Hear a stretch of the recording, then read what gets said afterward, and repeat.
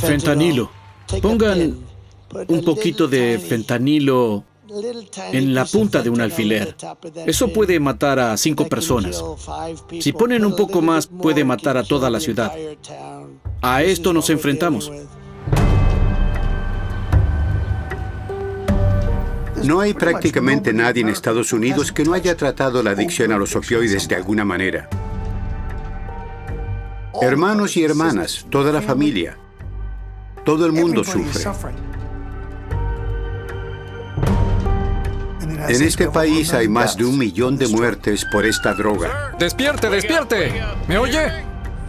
Febrero de 2025. El recién reelegido presidente Trump ordena llevar a cabo una operación encubierta en México.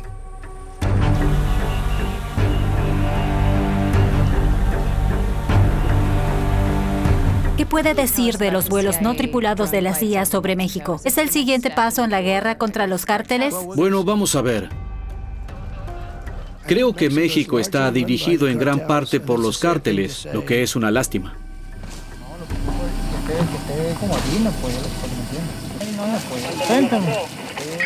Es uno de los mayores crímenes de nuestro tiempo.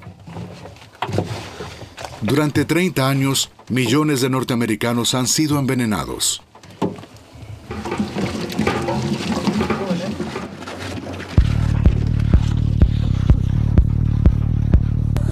Vamos a detener de inmediato la entrada de drogas a través de nuestra frontera. Es una guerra. Y el enemigo declarado son los narcos mexicanos y sudamericanos. ¿Es cierto que la crisis de los opioides comenzó al sur de la frontera? Comenzó con los opioides de prescripción médica debido a Purdue. Pero estaban al sur de la frontera, ¿no? No, para nada. Estaban en pleno Nueva York. Dios mío.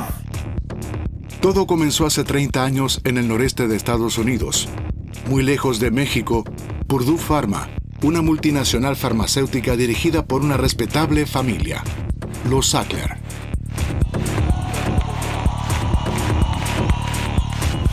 Sabíamos que nos enfrentábamos a los poderosos intereses de los Sackler, una de las familias más ricas del mundo. Los Sackler construyeron su reputación donando millones de dólares a museos y universidades. Parecían personas muy responsables, pero no hacían más que mentir. Los Sackler hacían negocio con el dolor. Esta medicación no te convierte en un zombie. Utilizaron un viejo analgésico, la oxicodona. Como muchos otros analgésicos, es un derivado del opio. Oxycontin, tramadol, los opioides están muy relacionados con la heroína. En los años 40, la oxicodona se llamaba Eucodal y tenía usuarios muy conocidos. El médico de Hitler se lo administraba para que estuviera en forma y feliz. Porque desde el 43 no podía estar muy contento con lo que sucedía. Purdue Pharma revolucionó el marketing farmacéutico en Estados Unidos.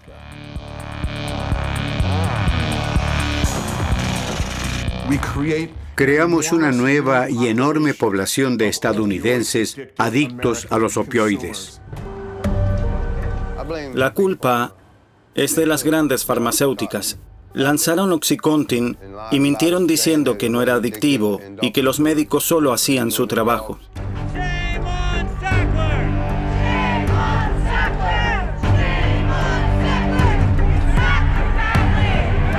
¡Basta! La familia Sackler debe pagar.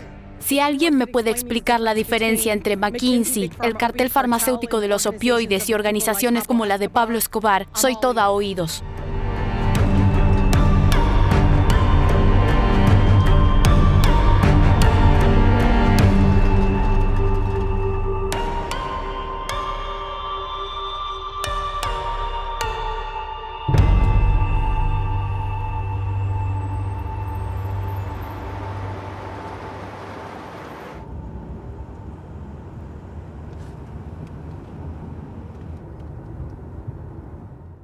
Debería haber hecho más caso de mi primera intuición.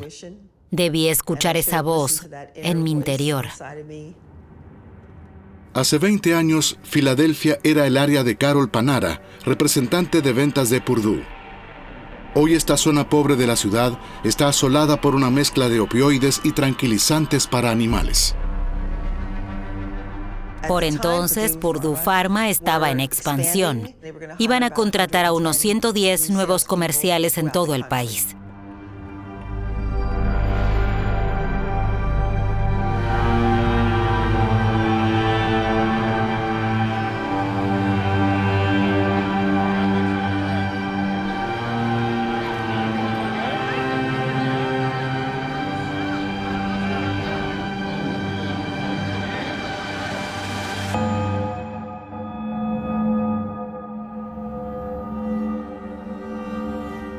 Todas las empresas farmacéuticas dan a sus representantes de ventas 2 o 3 semanas de formación. Yo hice la mía en la sede central de Stamford, Connecticut.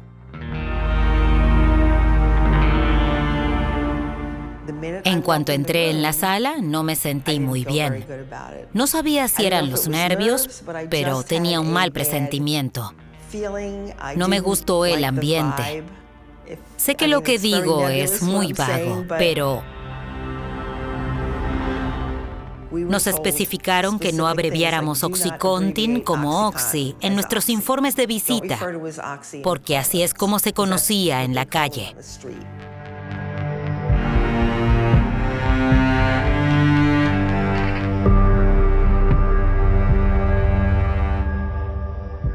Siempre había esa sensación de sospecha y paranoia.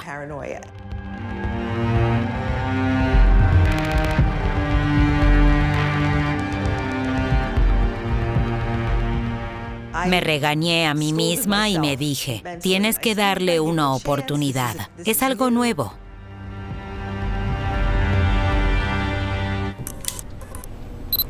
Diga su nombre, por favor.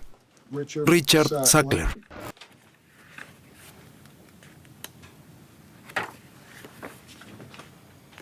Usted está aquí hoy para testificar en un caso contra Purdue. ¿Es consciente de ello? Así lo entiendo.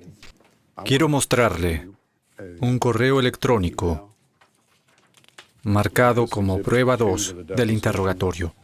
Dice, no creerás cuánto empeño estoy poniendo para que OxyContin sea un gran éxito.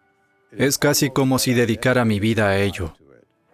Cuando dice que dedicaba su vida a ello y que no tenía tiempo para su vida privada, ¿cuáles eran sus actividades cotidianas respecto a OxyContin? ¿Puedo leer el documento entero? No lo he visto desde hace 16 años.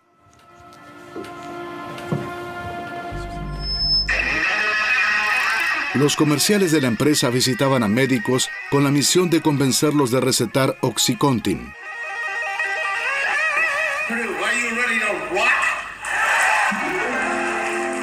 ¿No era consciente en ese momento de que su empresa estaba cometiendo un delito en la forma en que comercializaba el fármaco? No era consciente en absoluto de lo que está diciendo.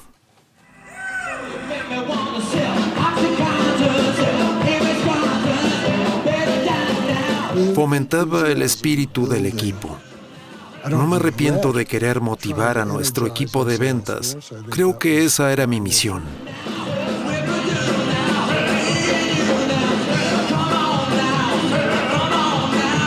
Los comerciales podían duplicar su salario mediante comisiones. Cuantos más médicos convencían, más ganaban.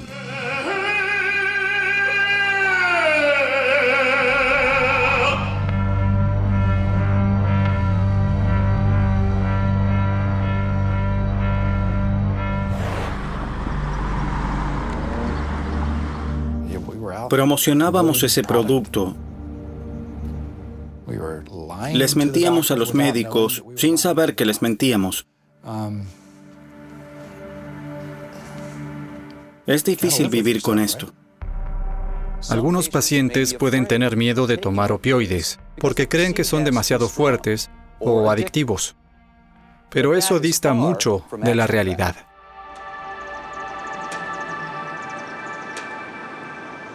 En la década de 1990, los comerciales de Purdue llegaron a una de las zonas más pobres de Estados Unidos, los Apalaches. 3 décadas después, hay señales de epidemia de opioides por todas partes. Ayer murió Trenton Howard. Ay, Dios. ¿Sabes cuántos amigos míos murieron el año pasado? Yo perdí a 4 o 5 por lo menos. Escucha, el año pasado perdí a 19 amigos por opioides. Los opioides son lo peor que le ha pasado a este lugar. Lo peor. Están destruyendo nuestro país, a buenas personas, a buenas familias.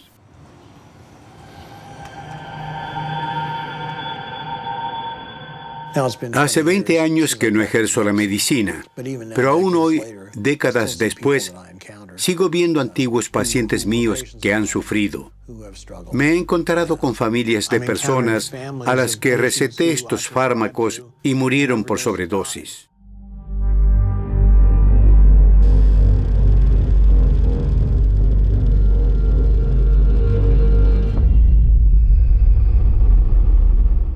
Por el centro de la ciudad, solo deambula gente devastada por la adicción. Pobres, drogadictos, enfermos mentales. Esa es la gente que queda en Clarksburg.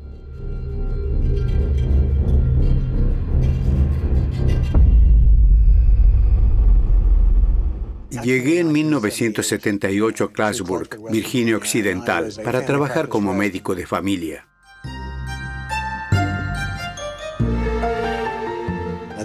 En aquella época, Clarksburg era una comunidad dinámica. Había fábricas de vidrio, minas de carbón y mucho comercio minorista. La situación era muy buena y muy estable.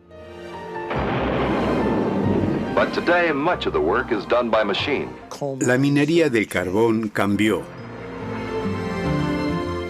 Las fábricas de vidrio empezaron a cerrar y en la década de los 90 no quedaba ninguna.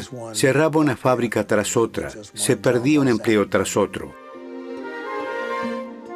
La gente estaba desesperada, la región estaba económicamente deprimida y la comunidad se deprimió también.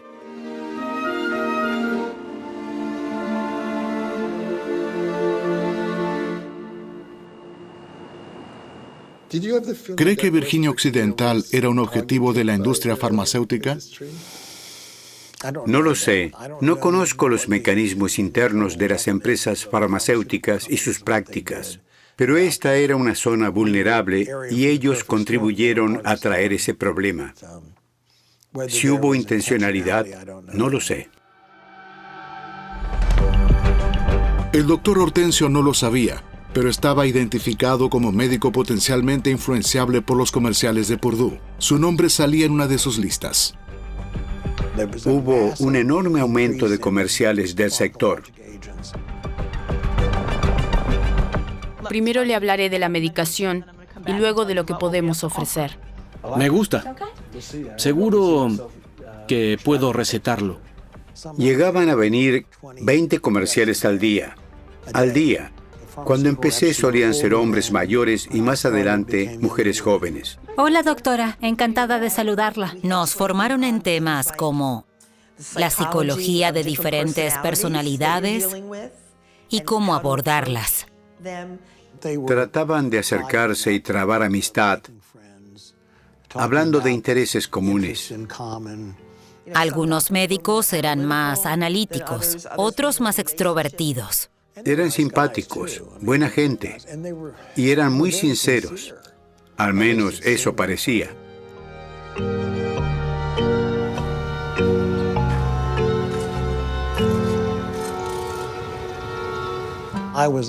Yo era el tipo de persona que quería hacer felices a los demás. Quería pacientes felices y sin síntomas. Si podía evitarles el dolor y el sufrimiento, eso era algo fantástico. Entonces aparecieron estos analgésicos. Tuve un accidente laboral y me rompí una costilla. El médico me recetó Oxycontin. Me dijo que tomara uno cada 6 horas según el dolor que sintiera. Me di cuenta de que si tomaba 3 cada 6 horas, tuviera dolor o no, empezaba a sentirme muy bien. Luis Hortensio empezó a notar un cambio en sus pacientes. Pedían cada vez más. Solo quiero mi medicación, doctor. Deme una receta de más para no molestarlo tanto. Píldoras, necesito píldoras, necesito mi opioide. Lo necesito ahora. Haré cualquier cosa para conseguirlo, lo que sea. Doctor, estoy mejor. Puedo ir a trabajar. Doctor, puedo mantener a mi familia. Y luego, doctor, si no me lo receta de nuevo, me enfermaré. Cuando eres adicto a los opioides, son lo único que tienes. Son tu único amigo y tu mayor enemigo.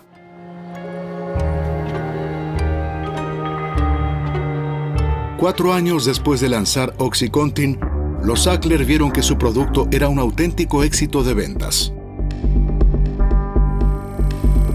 Habían conquistado el mercado estadounidense. ¿Por qué no el mundo entero? Me duele. Me duele. ¿Cuántas empresas participaron en la producción, fabricación o distribución de OxyContin? ¿Podría especificar en qué región? En todo el mundo. Muchas. Nunca las conté.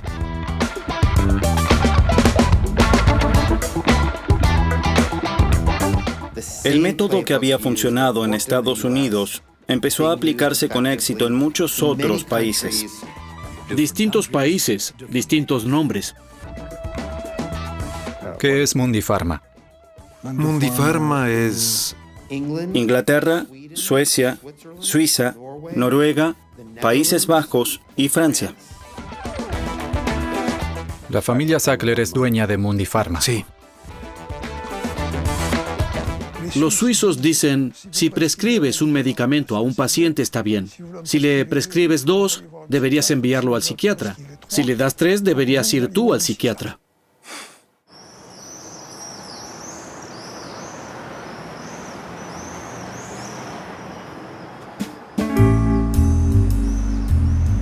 A Jacques Puymayou, un médico normal y corriente de Toulouse, le impresionó el glamoroso estilo de vida al que le daban acceso los representantes de ventas. Los laboratorios nos mimaban. Nos pagaban viajes a convenciones internacionales en Estados Unidos, la República Checa, Turquía y Francia. Para algunos fue todo un descubrimiento ver el lujo que había y que nos pagaban.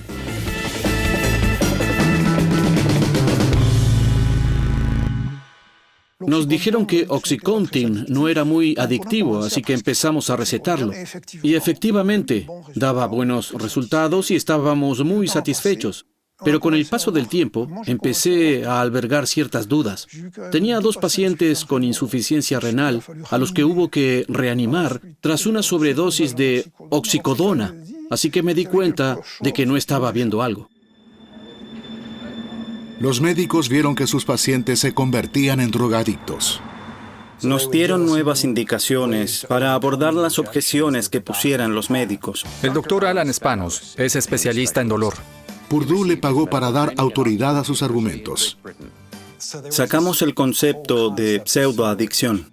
La pseudoadicción se da cuando un paciente parece drogadicto porque persigue aliviar su dolor. Es un comportamiento de búsqueda de alivio que se confunde con la adicción. Empezamos a explicarles a los médicos, a través de nuestros comerciales, que los pacientes no eran adictos. Nos decían, no causa adicción, es imposible, solo alivia el dolor del paciente. Es una pseudoadicción. Parece adicción, pero no lo es. Doctor, si el paciente sigue sintiendo dolor tras recetarle el medicamento, se trata de un dolor irruptivo. Debe aumentar la dosis. Es totalmente seguro, este fármaco no es adictivo. Tenemos estudios que lo demuestran. Menos del 1% de los pacientes que toman opioides se vuelven adictos. Un día les pregunté a los representantes médicos si tenían documentos al respecto. Me dieron los documentos oficiales que tenían. Tenía muy buena relación y sigo teniéndola con la persona que vino. Me dio un expediente confidencial y al releer todas las publicaciones vi que no tenía sentido. ¿La pseudoadicción es pura adicción? Exacto. La pseudoadicción no existe. Es una estupidez. ¿Por qué le mostró los documentos sabiendo que se exponía? Por simpatía. Me dijo que, sobre todo, no se los mostrara a nadie. Pero el médico francés no hizo caso. Publicó su descubrimiento en una pequeña revista médica.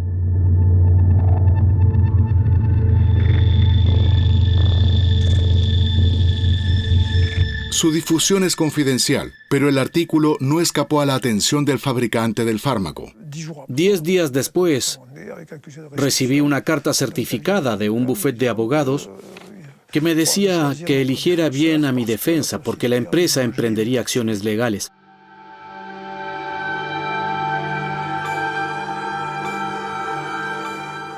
¿Todo eso le estresó? Por supuesto que me estresó. En Europa, las autoridades pusieron trabas a la prescripción de OxyContin, pero en Norteamérica su uso siguió extendiéndose. 10731. Yes, hurry. Is he blue? He's white. How old is he? Oh, God, he's dead. Ma'am, I need you to calm down. How old is he?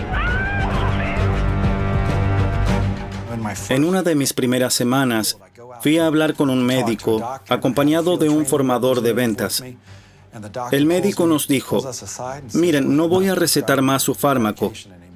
Mi sobrina tomó una dosis excesiva el fin de semana pasado y murió. Nos afectó mucho. Esa fue la primera vez que vi que el producto que comerciábamos podía provocar algo así.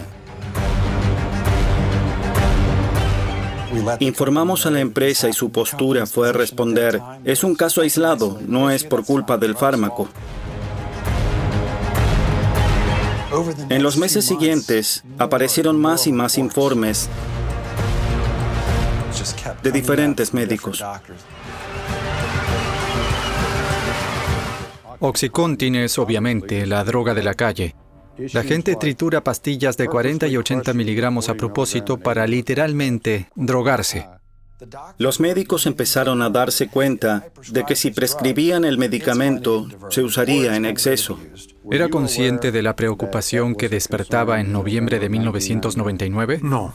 La posición de la empresa era atribuir la culpa a quienes abusaban ilegalmente del fármaco y nos empujaban a seguir vendiéndolo.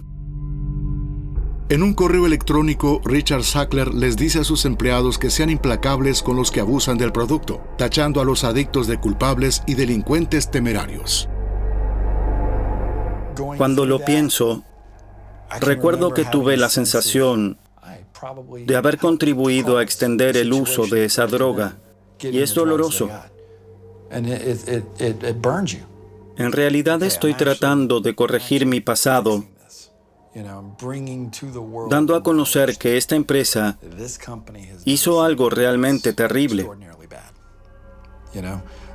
Manipuló a todo el sector para hacer creer que era un producto seguro y eficaz. Pero no.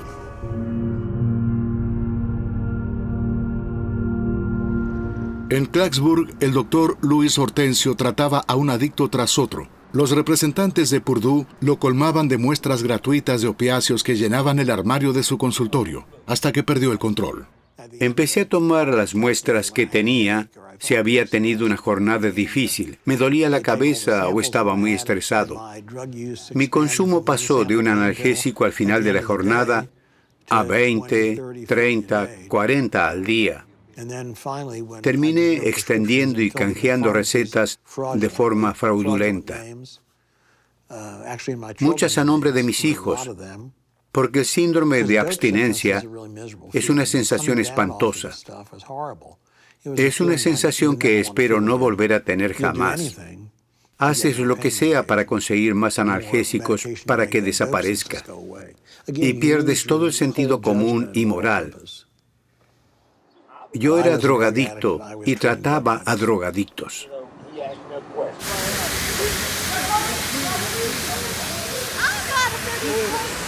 La oxicodona se extendió por todas partes. Era cada vez más accesible. Demasiado.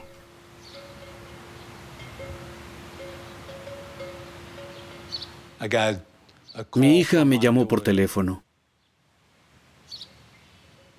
Papá, Eddie no respira y se está poniendo azul. Yo le dije, llama al 911.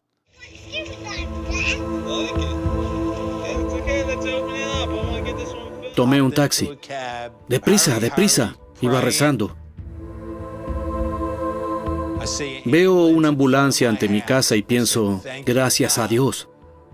Pero al acercarme, veo 2 hombres sentados delante de la ambulancia. Los miro y me dicen, lo siento, señor. Respondí, no me digan que ha muerto. Y repitieron, lo siento, no pudimos hacer nada.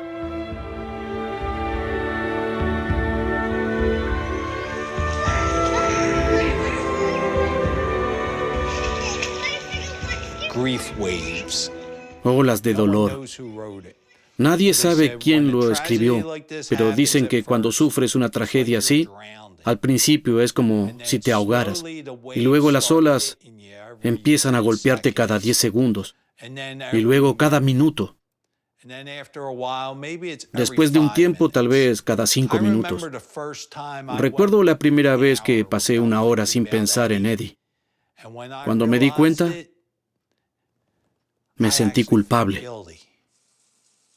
Sabía que Eddie y sus amigos habían ido a una fiesta la noche anterior porque no habían ido a la escuela. Entró un policía y le pregunté, ¿qué había hecho mi hijo? Respondió, tomó Oxy. Dije, ¿qué demonios es eso? Y dijo, Oxycontin. Los chicos mueren como moscas por esa porquería. ¿Cómo es que nunca había oído hablar de este fármaco?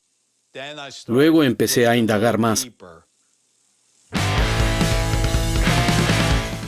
Mi primer sitio web se llamaba oxykills.com. Me di cuenta de que este asunto afectaba a mucha más gente. Era como si una vocecita en mi cabeza me dijera, tienes que avisar a los chicos.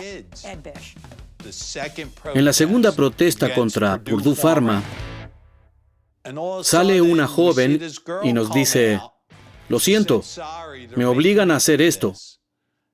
¿A hacer qué? De repente se encienden los aspersores. No fue culpa de la joven, pero ya estaba claro quién lo hizo.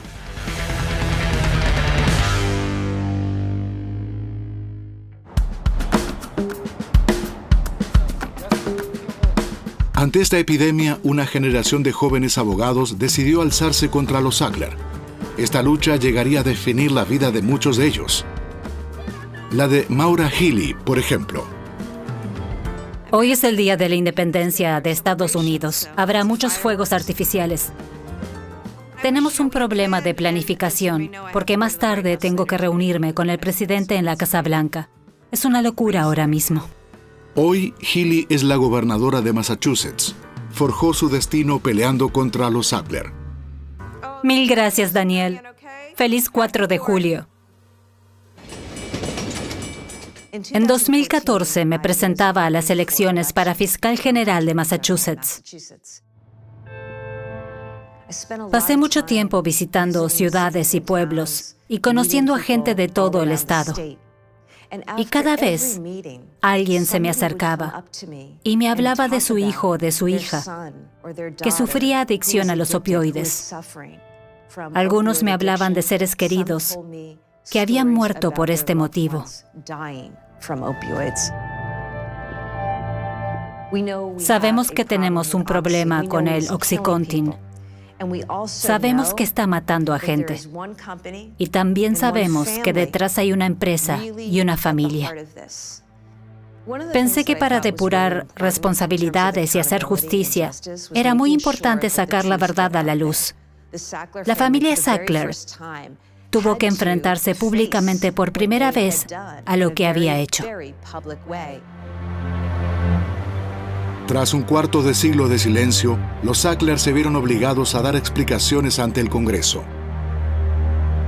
Levanten su mano derecha. ¿Jura que el testimonio que va a dar es la verdad, toda la verdad y nada más que la verdad? Lo juro.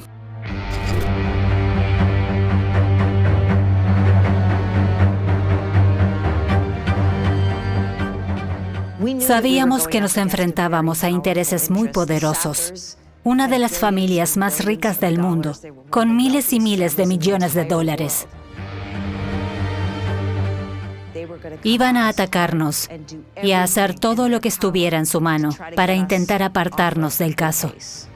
Y eso hicieron. ¿Cuándo lo notificaron por primera vez de que los fiscales del Distrito Oeste de Virginia estaban investigando a Purdue?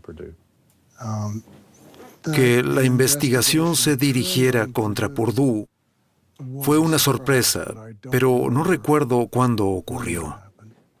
Esa sorprendente notificación les llegó a los Sackler en 2006. Dos fiscales federales desconocidos de Virginia habían investigado discretamente en su zona. Querían llevar a juicio a la familia para poner fin a la epidemia de opioides. Redactaron un memorando de más de 100 páginas sobre lo que habían hallado y lo enviaron a un alto funcionario de Washington, Paul Pelletier, jefe del área de fraude de la sección penal del Departamento de Justicia. Llevaba casi 25 años en el Departamento de Justicia y nunca había visto un informe tan largo.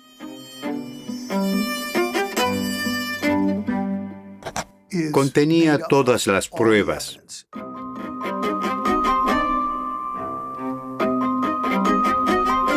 Presentaba pruebas convincentes de que Purdue Pharma había sobornado a un empleado de la FDA, la Administración de Alimentos y Medicamentos, llamado Wright. Curtis Wright era el responsable médico de la Administración de Alimentos y Medicamentos, encargado de supervisar el proceso de aprobación de OxyContin. La Administración de Alimentos y Medicamentos es una agencia gubernamental de Estados Unidos. Su trabajo consistía en verificar científicamente que el medicamento era seguro y eficaz.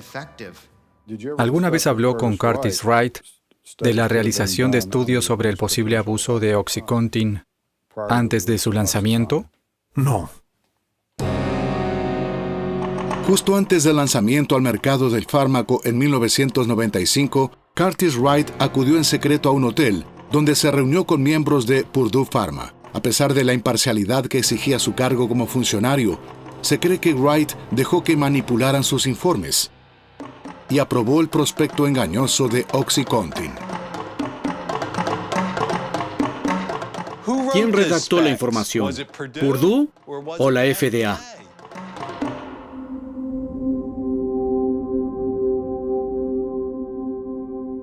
Sin duda, en realidad fue Purdue quien redactó el informe, al menos en parte. Es algo que nunca debería haber ocurrido. Lo sobornaron para que aprobara el medicamento. Después lo contrataron y le pagaron un montón de dinero. ¿Es el tipo que ahora trabaja para Purdue Pharma? Fue contratado por Purdue Pharma, tal vez 3 años después, no lo recuerdo exactamente. Parecían personas muy responsables, pero no hacían más que mentir. Lo cierto es que Curtis Wright empezó a trabajar para Purdue Pharma alrededor de un año después de dejar su trabajo en la FDA. En 2023, ya jubilado, fue entrevistado en su casa. No me arrepiento. Hice mi trabajo. Nunca vi nada que no quisiera hacer. Es una situación difícil, terrible. No sé cuál es la verdad. No lo sé. Sabían que moría gente a causa de su fármaco. Sabían que cuanto más se tomara, más adicción creaba. Y sabían que estaba mal. El caso contra Purdue parecía sólido y bien sustentado. Parecía lógico que siguieran una acusación y un juicio.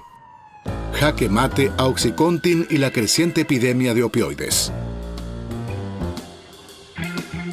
Pero justo antes de que se presentaran cargos, intervino una autoridad superior. Ocurrió algo muy extraño. De repente, se convocó otra reunión. Un trato secreto. Intervino gente del Departamento de Justicia, cargos por debajo del fiscal general. Nunca antes había pasado. Y nos dijeron que no nos dejarían seguir adelante con la acusación ni con ningún proceso penal contra Purdue Pharma. Se podría interpretar que el gobierno ayudaba a Purdue. Es exactamente lo que ocurrió.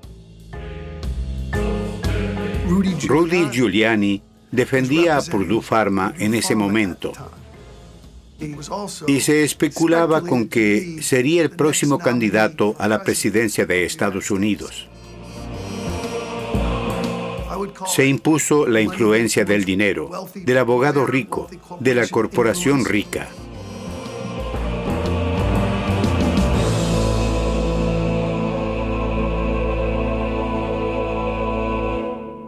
No habría juicio.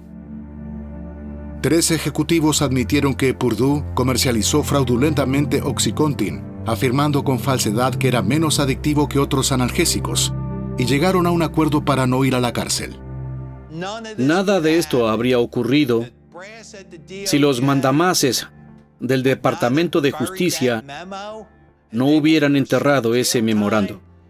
Habrían ido a prisión y la epidemia de opioides podría haberse frenado ya en 2007. Purdue y 3 de sus ejecutivos tuvieron que pagar más de $634 millones, pero ni así perdieron la sonrisa. Al fin y al cabo habían ganado $10,000 millones. Para estas empresas, una condena así es como una multa por exceso de velocidad. Luego siguen adelante, pero si no puedes juzgar a los Sackler, le estás demostrando al mundo que apenas les diste un azote. Uno pensaría que si alguien firma un acuerdo con el Departamento de Justicia de Estados Unidos por comercializar fármacos de forma ilegal o ilícita, dejará de hacerlo.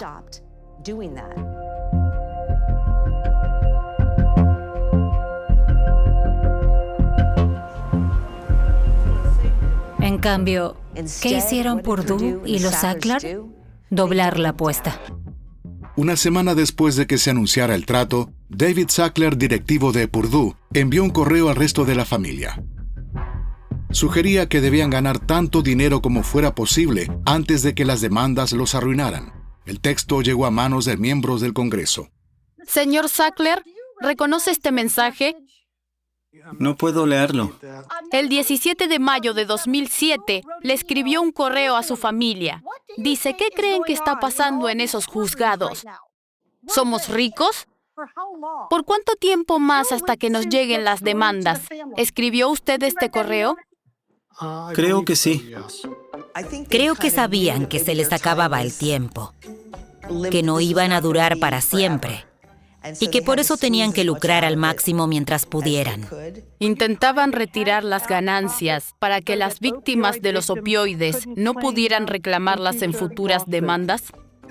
Creo que está tergiversando ese correo electrónico.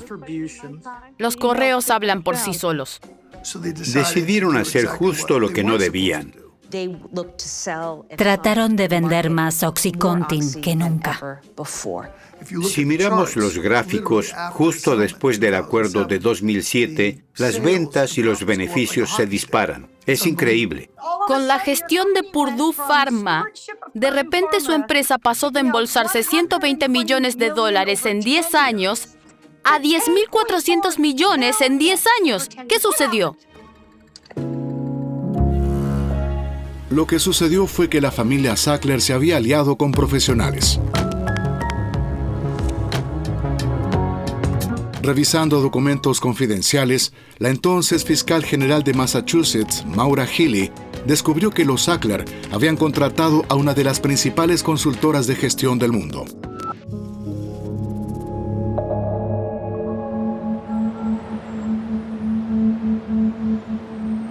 McKinsey participó en completo secreto. Nadie sabía que asesoraba a Purdue y a los Sackler.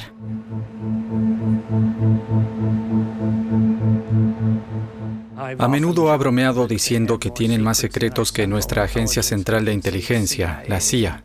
Y por supuesto también trabajaron para la CIA como asesores. McKinsey tuvo un enorme papel en el negocio de Purdue Pharma. Somos una empresa de gente a la que le gusta ayudar a los demás y principalmente ayudamos a líderes. Su trabajo es dar consejos, por mucho dinero. Trabajan para gobiernos de todo el mundo: Francia, Alemania, Estados Unidos, Rusia, Arabia Saudita. Y trabajan para empresas, las más grandes, las de Fortune 500. Soy optimista. Creo que podemos encontrar soluciones innovadoras a los problemas más difíciles del planeta. Trabajan para todo el mundo. Están en todas partes.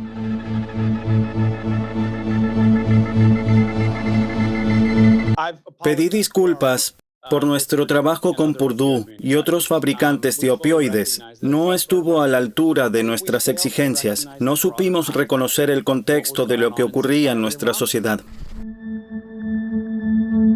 En abril de 2022, el director de McKinsey tuvo que responder ante la Cámara de Representantes de Estados Unidos. Bob Stenfels intentó hablar lo menos posible. Cuando aseguró no recordar las sumas, Maura Healey le refrescó la memoria. ¿Cuánto dinero le pagaron a su empresa Purdue y otros fabricantes de opioides? No dispongo de esa cifra ahora mismo. Fiscal General Healey, ¿cuánto se le pagó a McKinsey? $86 millones. Tenemos documentos de McKinsey en los que les dicen a Purdue y a los Sackler cómo impulsar las ventas del fármaco. A McKinsey se le ocurren muchas ideas y siempre las ponen en una presentación de PowerPoint. El país estaba a punto de conocer sus creativas formas de impulsar las ventas. Y una de las propuestas que se le ocurrió fue que las farmacias recibieran algún tipo de reembolso si las ventas habían provocado sobredosis o muertes. La idea preveía pagos de hasta $14,000 si un paciente se volvía adicto o sufría una sobredosis. Increíble. Pagar un bono cuando alguien muere por su producto. Es importante señalar que las empresas no adoptaron esta política. Ni siquiera Purdue Pharma la aplicó. No supimos reconocer el contexto de lo que ocurría en nuestra sociedad. Para mí eso es traficar, ¿cierto? ¿No trafican?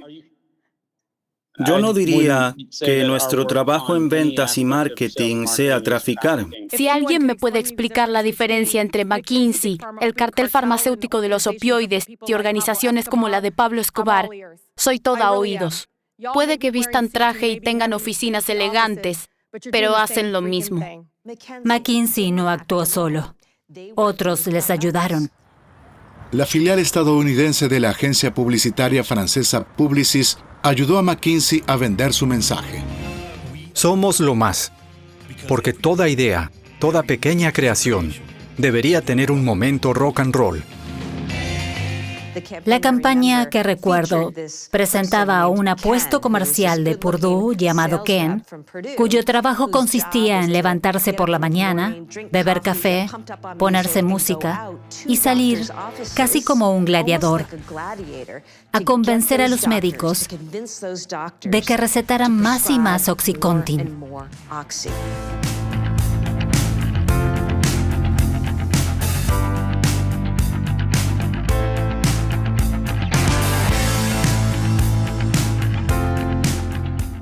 El objetivo era empujar a todos los médicos del país a prescribir esas pastillas, porque sabían que el fármaco haría el resto del trabajo.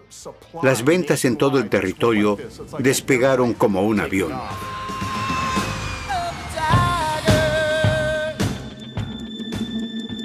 Los beneficios eran astronómicos. Probablemente en parte estaban escondidos fuera del alcance de la justicia estadounidense. ¿Qué parte del patrimonio de su familia está en cuentas bancarias en el extranjero? ¿De mi familia? Si acaso una cantidad muy pequeña. Sabemos que durante mucho tiempo la familia Sackler ocultó activos en el extranjero, y eso dificulta mucho investigar y recuperar ese dinero. ¿Cuántas empresas pantalla controlan usted y su familia? Esa sería una pregunta para los abogados. Estamos en una mediación confidencial. Odiaba mi trabajo. No quería levantarme por la mañana. Era muy infeliz y no me sentía bien. Así que llamé a mi jefe y le comuniqué mi renuncia. Estaba harta. No podía seguir.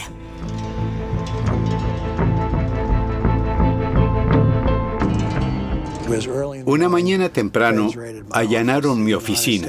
Pasaron por allí el FBI, la Oficina del Inspector General, el IRS, el Grupo Antidroga, la DEA.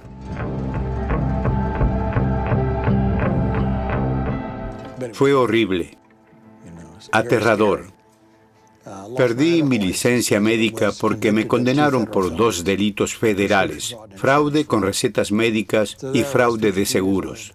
Me vi con 52 años sin licencia y sin trabajo. De eso hace más de 20 años. Esta es mi medalla de 20 años recuperado. Estoy limpio desde hace 2 décadas.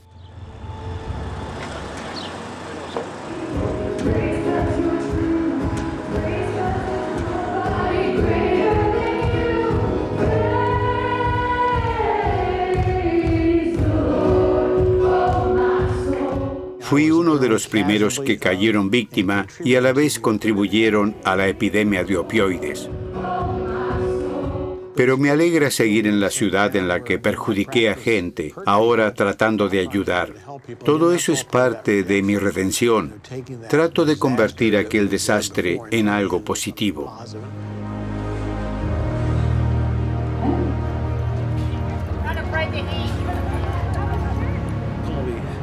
Los 3 estuvimos a punto de perder la vida por la adicción. Tuvimos que reconocer que éramos impotentes y no podíamos controlarlo. ¿Es tu hermana? Sí. ¿Empezaste con Oxycontin? Sí, el médico me dio pastillas para el dolor.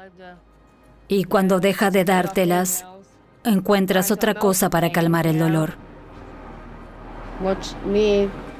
Pasé del Oxycontin al Percocet y luego al fentanilo y la heroína. Estoy fatal. Me prostituyo y esos son mis proxenetas.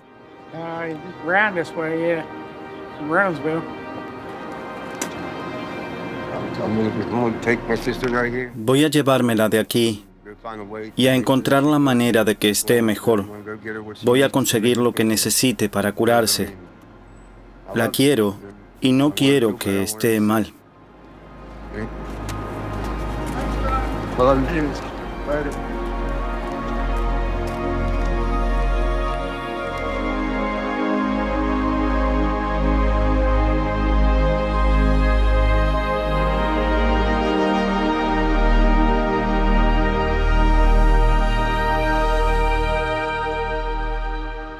¿Cómo evitó Francia esta epidemia? Tenemos una normativa muy estricta que protege a la gente. Es un fastidio para todos, para el médico, para el paciente y para el farmacéutico que debe hacer controles. Pero es positivo. Es una salvaguardia cada vez más necesaria, sobre todo ante esta búsqueda desenfrenada de beneficios. Es el problema que hay con las empresas estadounidenses. Algunas no se rigen por la moralidad No tienen líderes que fomenten una postura ética y justa, que se preocupen por la gente. El éxito del producto en el tratamiento de pacientes con dolor es indiscutible. Por eso en este país hay más de 1 millón de muertes por esta droga. Si alguien muere ya no siente dolor, pero eso no indica la eficacia del producto, ¿no? No creo que la muerte se considere señal de eficacia.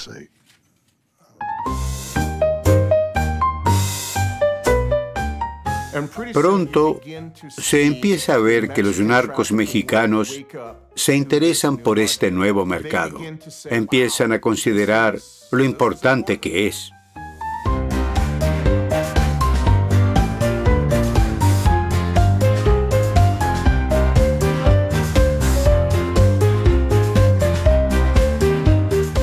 He reflexionado sobre si podría haber hecho algo de otra manera, sabiendo lo que sabía entonces. Bailamos al compás de los que ya no están. No reconocimos el contexto de lo que ocurría en nuestra sociedad.